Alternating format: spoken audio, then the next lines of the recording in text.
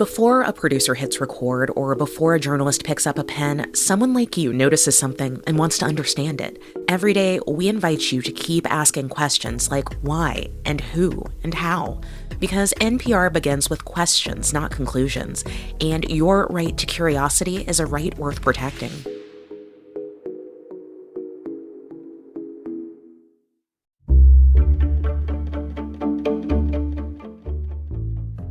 Good morning, I'm Lawrence K. Jackson. It's Monday, July 13th. Why is the average wait time for DACA renewal applications taking so long to process? More on that next, but first, the headlines.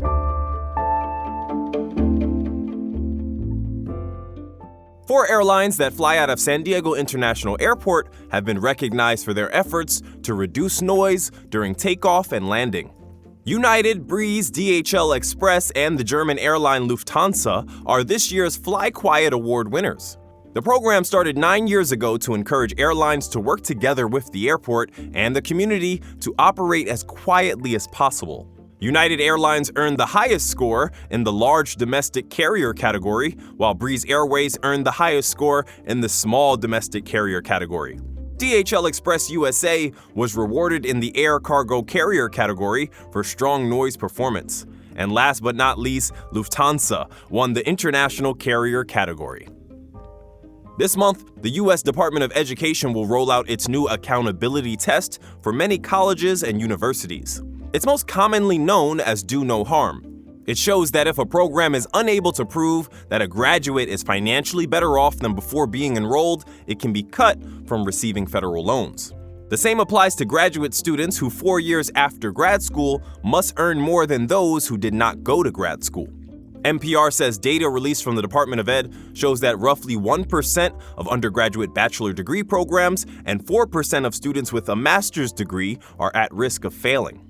Opponents worry that the test raises questions about the purpose of college. Is it just about making money? Supporters think not, that earnings alone do not measure a program's true value.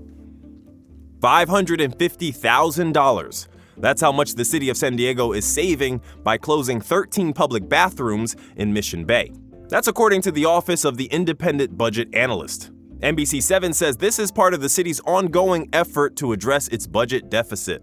This means the walk to find a public restroom in Mission Bay may take you a little longer. To help you, the city has posted a map on its website showing the restrooms still open. You can visit sandiego.gov and search beach and bay park restroom availability. From KPBS, you're listening to San Diego News Now. Stay with me for more of the local news you need.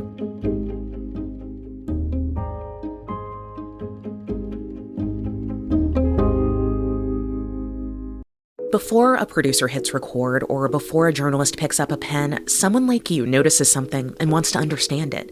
Every day, we invite you to keep asking questions like why and who and how. Because NPR begins with questions, not conclusions, and your right to curiosity is a right worth protecting.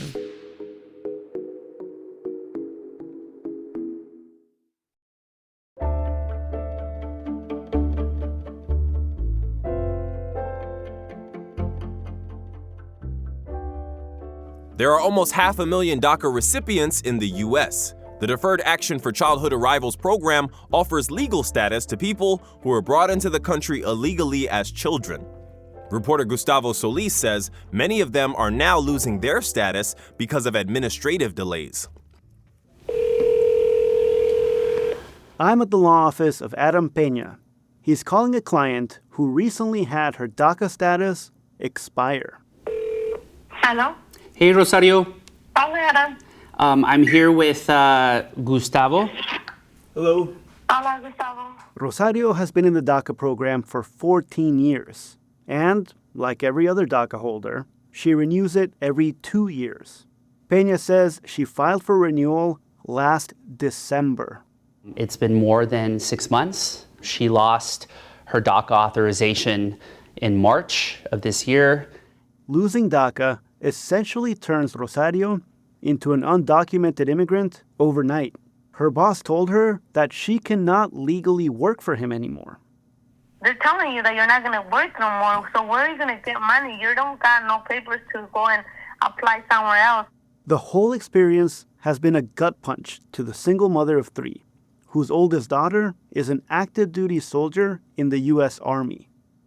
I don't think that this is fair for a family that we're trying so hard to stay here and work hard, because that's what we're here for, to work, to be good citizens, to be an example that we could live here with no issues at all. DACA recipients all over the country are losing their status because of unusually lengthy delays.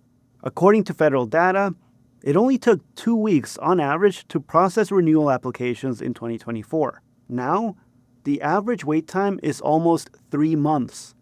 And lawyers KPBS spoke to say some clients are waiting 6 months or longer. Immigration lawyer Marciela Amezola noticed something was off at the start of this year, when she'd normally be hearing back on applications she filed in November.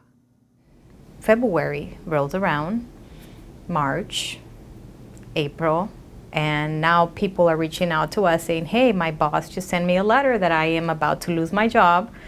I have clients that are nurses that ended up going to the swap meets to sell food. I have clients who had to get unemployment. Amezola has been practicing law since before President Obama created the DACA program in 2012. At this point, these kids, and they're not kids, they're all grown now, parents and business owners, right? It's that. They already are established in this community. They are more American than they are whatever their first, their birth country is. One of her clients worked at the district attorney's office in a unit that tackles the most sensitive cases. Child abuse, animal abuse, elder abuse, and domestic violence.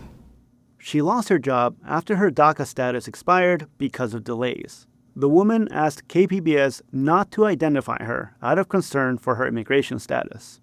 And you start to think, what am I going to do? Because I have no income, I have bills to pay. I mean, the bills and the rent are not going to wait for you to find a job. You have internet, you have cell phone, you have insurance, car insurance, then you have groceries. I mean, the list goes on and on and on. The woman's DACA status was finally renewed at the end of June, but she has to reapply for her job in the district attorney's office, and it takes at least a few months to go through the hiring process. She says that DACA holders feel like they're under attack, as if the government doesn't want them here anymore. They want to, I guess, in a way, break us down, because obviously if you can't survive here, what other option is it for you but to leave? But she takes comfort in the fact that recent Gallup poll shows 85% of Americans, including 71% of Republicans, support DACA holders having a pathway to citizenship. Gustavo Solis, KPBS News.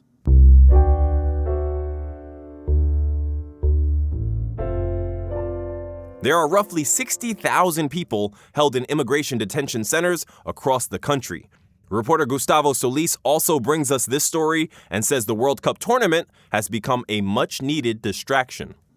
I recently took a trip to the Otay Mesa Detention Center. Turns out, I'm not allowed to bring any recording equipment. All right, sir, do you have any weapons, cell phones, tobacco ammunition? No weapons. I do have a phone. Want me to run back in the car and put it away? Yes, please, sir. You gotta leave your cell phones in the vehicle. 20 people have died in immigration detention centers so far this year. But I'm not here to talk about that. I'm here to talk about a rare source of happiness in what is otherwise a joyless place. The World Cup. Detainees are allowed to watch the games here, and each one brings a welcome distraction. I spoke with Alcides Gomez during my visit. He's a detainee from Cape Verde, a tiny island nation off the coast of West Africa. They've become the tournament's ultimate underdogs. This is what TV announcers said after their last game. Small island with big dreams, but these guys, they're heroes. Gomez says he's proud of how they fought, that it inspired him to fight as well.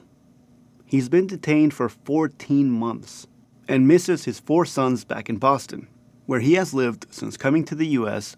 37 years ago. Gustavo Solis, KPBS News. A new report found that unhoused seniors are staying homeless much longer. Penner fellow Emmy Burris says street outreach has been the most successful way to get people housed. Overall, more people experiencing homelessness in San Diego are finding housing. But the average time that seniors are staying homeless is more than 230 days. That's what came out of a recent report that looked at trends in homelessness over a 3-year period. It was compiled by the Regional Task Force on Homelessness, and Tamara Kohler heads up the group. We will direct and dedicate more funding to solutions for seniors, shallow subsidies, diversion, really working on bringing on more types of units that meet their needs, really looking for those deeply affordable units. It also found that street outreach was more successful in helping people find housing. Jana Lee works for PATH, which does the street outreach work. There's value in individuals meeting people exactly where they're at, whether it be in the riverbed, in a canyon, on the side of the freeway. Emmy Burris, KPBS News. The California Coastal Commission last Thursday unanimously approved a request by the city of Carlsbad to enact stricter zoning laws around McClellan-Palomar Airport. North County reporter Alexander Wen looks into what this means for the future of the airport. This all came about because nearby residents complained about the increase in commercial flights and the amount of noise. So Carlsbad updated its general land and zoning ordinance 2 years ago to redefine airport use. The goal is to make the reviews tougher for airport expansion. But the Coastal Commission says just because it approved this does not mean it affects any activities currently underway at the airport. Carl Schwing is the director for the Commission's San Diego district. The implementation plan amendment does not authorize any physical development or alter airport operations. The Commission's action on the amendment does not express any opinion regarding current or future airport operations, uses, or expansion. The changes affect the properties surrounding Palomar Airport, should the county decide to expand it in the future. The airport itself is not within the Coastal Commission's jurisdiction. Alexander Nguyen, KPBS News. That's it for the podcast today. The podcast today was edited by Tracy Tong and hosted and produced by me, Lawrence K. Jackson. As always, you can find more San Diego news online at kpbs.org. Thanks for listening and have a great day.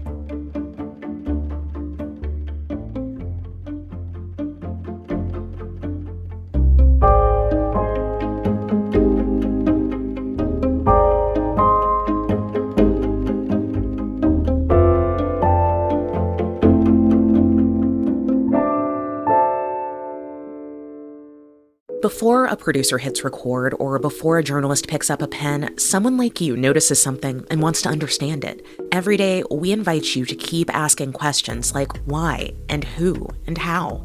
Because NPR begins with questions, not conclusions. And your right to curiosity is a right worth protecting.